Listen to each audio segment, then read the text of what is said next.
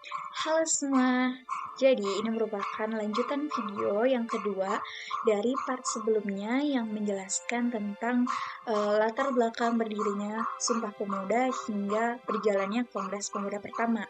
Nah, kalian udah dengerin sampai akhir belum? Kalau belum, coba dengerin lagi ya, dan kalau masih lupa-lupa, coba diputar lagi videonya, biar relate dengan video yang sekarang, karena ini merupakan video kedua dan pembahasannya berkesinambungan. Oke, jadi pada video ini Ibu ingin membahas tentang Kongres Pemuda kedua, juga refleksi dari Sumpah Pemuda. Nah, untuk itu mari kita simak dan jangan lupa dicatat poin-poin pentingnya.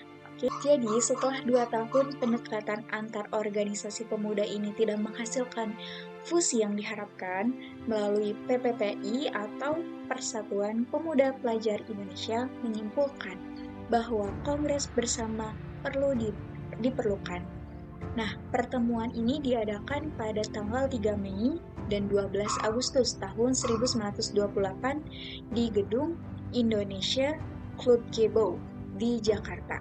Dihadiri perwakilan berbagai organisasi pemuda seperti Jong Islami Tenbon, Jong Java, Jong Sumatera Bon, dan organisasi-organisasi pemuda lainnya.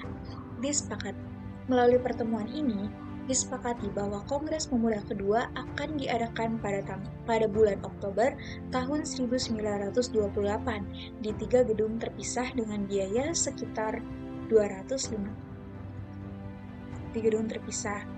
Panitia pun dibentuk dan mendirikan tim sosialisasi yang bertugas menggalang dana dan dukungan untuk kongres. Sebagai hasil pertemuan itu, terbentuklah sebuah panitia dengan susunan sebagai berikut.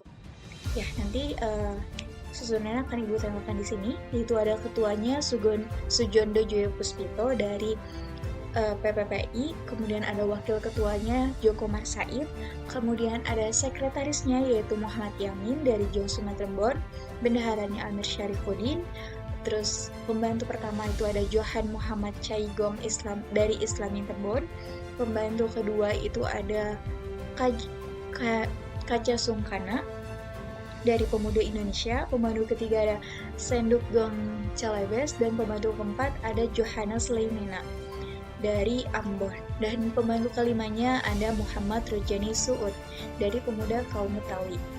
Nantinya pada tiap-tiap rapatnya itu akan membahas sebagai berikut. Rapat pertama dimulai pada malam Minggu tanggal 27 Oktober tahun 1928 pukul 19.30 sampai jam 23 atau 30 sekitar setengah 12 malam, bertempat di Gedung Katolike Jongenlingen Bonn atau Waterloo Plain Door, dengan agendanya pembukaan oleh Ketua Kongres yaitu Sujondo Joyo Puspito dan penerimaan salam dari beberapa pembicara, kemudian pembicaraan mengenai persatuan dan kebangsaan Indonesia yang dipelopori oleh Muhammad Yamin. Rapat kedua dilaksanakan pada hari Minggu tanggal 28 Oktober tahun 1928 mulai pukul 8 pagi, bertempat di Java Bioskop, sekarang di Jalan Medan Merdeka Utara, dengan agendanya yaitu masalah pendidikan yang dibahas oleh Purnama Wulan, Sarmini Mangunsarkoro, Joko Sarwono, dan Ki Hajar Dewantara. Kemudian rapat ketiga pada hari Minggu mulai pukul jam 8 malam, bertempat di Gedung Indonesia Club Gebau, Jalan Kramat nomor 106, dengan agenda perkembangan. Untuk tempatnya ini, Jalan Kramat 106 ini sekarang sudah menjadi Museum Sumpah Pemuda, dan kalau kalian ke sana itu Ibu sarankan kalau misalnya kalian ada waktu ketika liburan keluarga itu kalian bisa berkunjung ke sana, karena di sana terdapat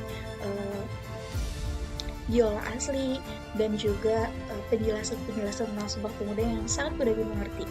Kayak hitung-hitung jalan-jalan ya. Dan agenda rapat ketiga itu membahas mengenai perkembangan Panvinders oleh Ramelan Komandan Sarekat Islam, kemudian pergulatan pemuda Indonesia terhadap pemuda internasional oleh Mr. Sunario, dan putusan dan penutup kerapatan. Kongres dibuka pada pukul 8 pada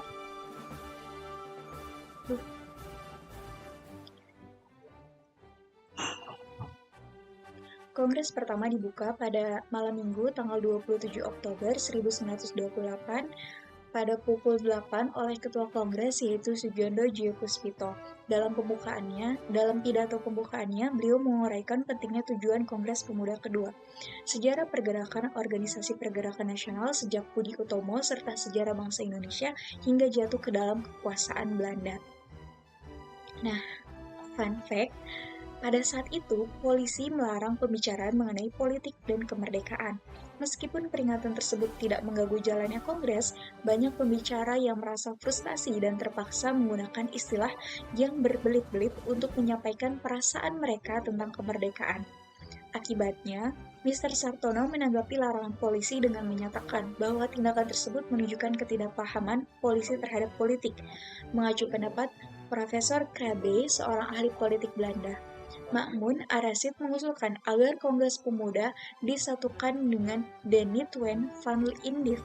Kemudian, Kartosoewirjo menekankan pentingnya bahasa Indonesia sebagai bahasa penghubung dalam Persatuan Pemuda dan menyatakan bahwa pergerakan nasional harus diserahkan kepada organisasi yang bersifat nasional. Selanjutnya, seorang tokoh perempuan atau tokoh wanita, yaitu Siti Sundari, mengusulkan agar perasaan cinta tanah air ditanamkan sejak kecil, khususnya di kalangan wanita.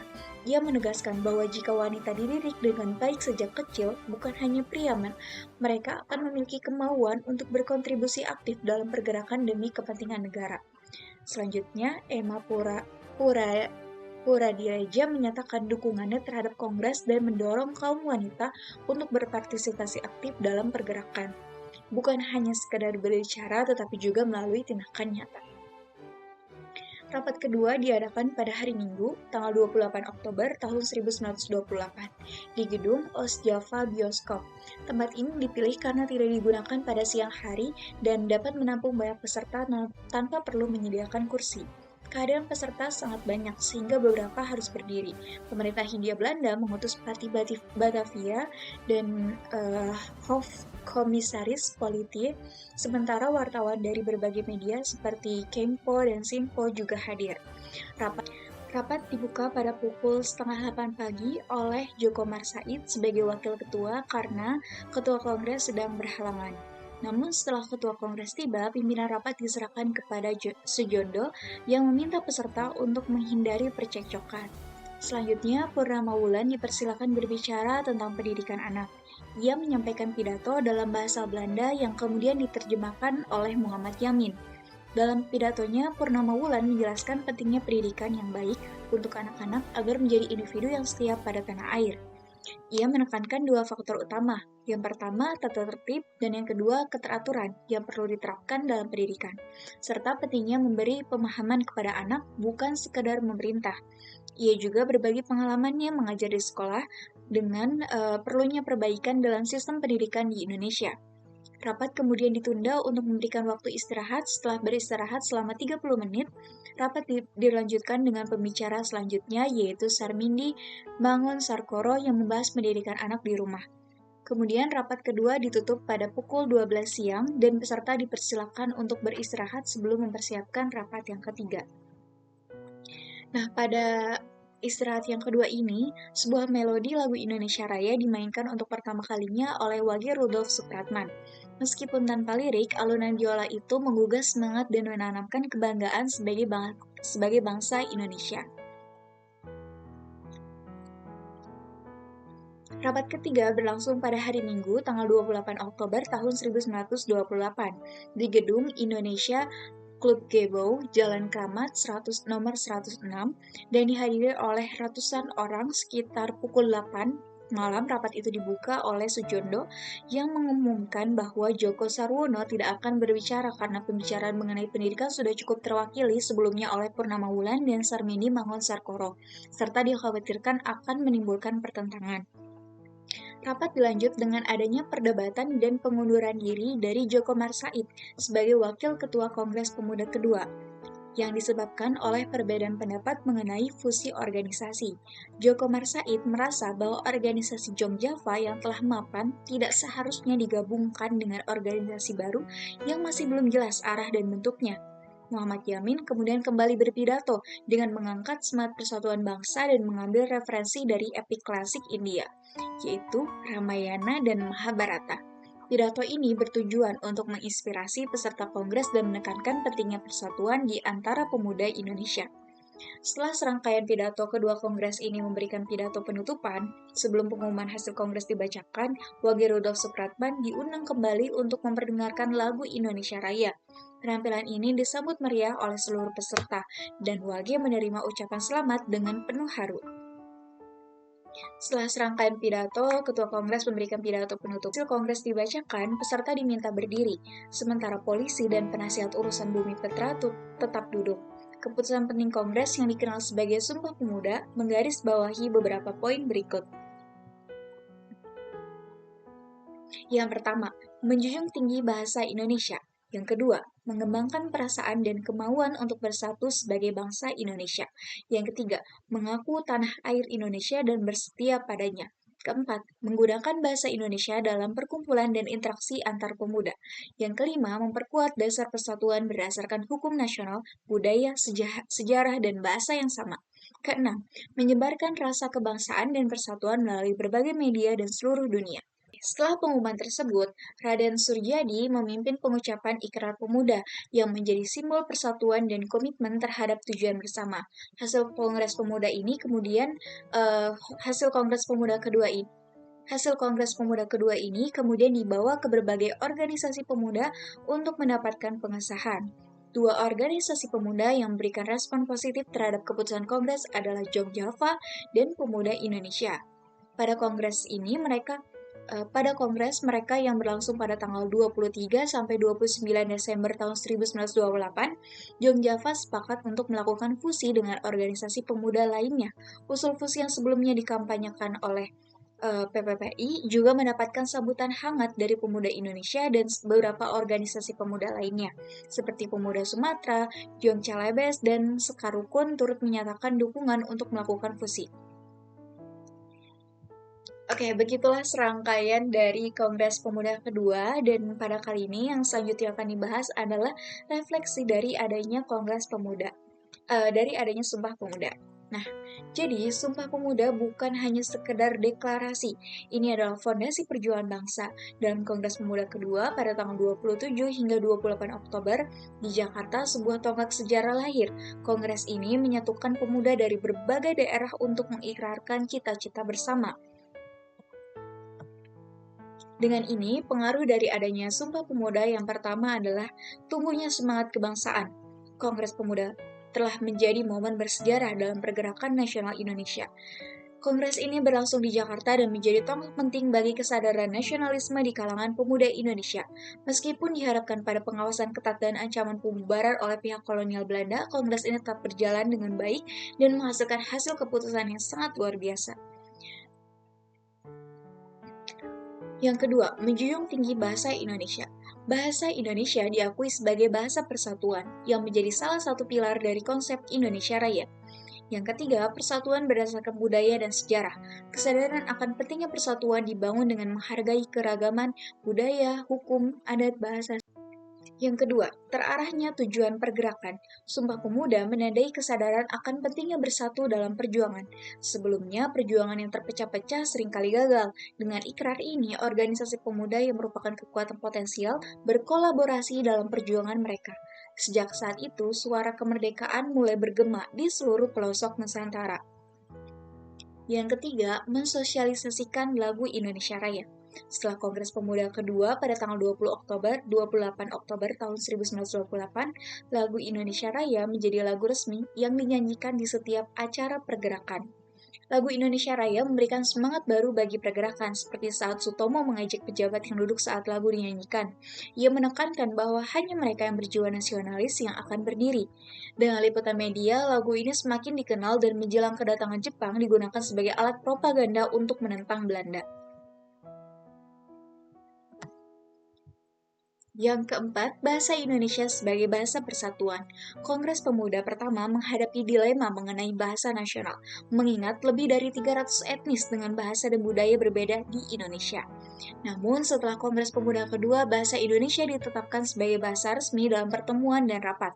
Penggunaan bahasa ini dalam media cetak seperti majalah Istri menunjukkan pelaksanaan keputusan Sumpah Pemuda yang membantu menyatukan visi kemerdekaan di masyarakat.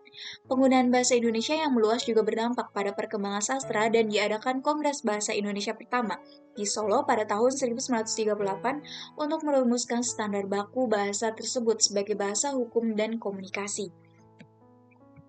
Yang kelima, pertumbuhan pergerakan wanita. Sebelum Kongres Pemuda pertama, wanita terpelajar aktif dalam organisasi pemuda. Setelah Kongres Pemuda kedua, semangat kebangsaan semakin menguat, dan organisasi wanita mengadakan kongres di Yogyakarta pada tanggal 22 Desember tahun 1928. Tokoh-tokoh seperti Trimurti, Maria Ulfa aktif memperjuangkan emansipasi wanita di bidang politik dan pendidikan. Beberapa organisasi wanita berhaluan nasional bergabung menjadi Istri Indonesia yang berazaskan kebangsaan dan kerakyatan. Pada Kongres Perempuan Indonesia ketiga di Bandung, tanggal 22 Desember, ditetapkan kemudian sebagai Hari Ibu. Sumpah Pemuda menjadi momentum yang mengingatkan pentingnya persatuan dan nasionalisme di kalangan generasi muda dalam perjuangan kemerdekaan. Setelah melihat runutan peristiwa Sumpah Pemuda tadi, kita bisa meninjau pemuda Indonesia sangat berperan penting dalam pembentukan bangsa. Pemuda telah menjadi tulang punggung perjuangan kemerdekaan Indonesia. Sejak dulu, mereka berperan penting dalam setiap langkah besar sejarah bangsa. Seperti yang pernah diungkapkan oleh Soekarno, berikan aku 10 pemuda, maka akan kuguncang dunia. Kata-kata ini mencerminkan keyakinannya akan kekuatan luar biasa yang dimiliki oleh seorang pemuda, yaitu produktivitas, kreativitas, dan semangat juang. Sumpah Pemuda bukan hanya sejarah, tapi warisan yang harus dijaga. Mari kita lanjutkan perjuangan dengan semangat persatuan. Penjelasan dari video kali ini, terima kasih untuk yang sudah mendengarkan sampai akhir dan sudah mencatat poin-poin pentingnya. Buat kalian yang belum mencatat juga tidak mendengarkan dengan baik, diputar kembali videonya karena videonya ini nanti akan sangat membantu kalian dan ini akan keluar di ulangan kalian. Oleh karena itu, jangan lupa untuk disimak dengan baik ya. Dan terima kasih yang sudah menyimak sampai akhir.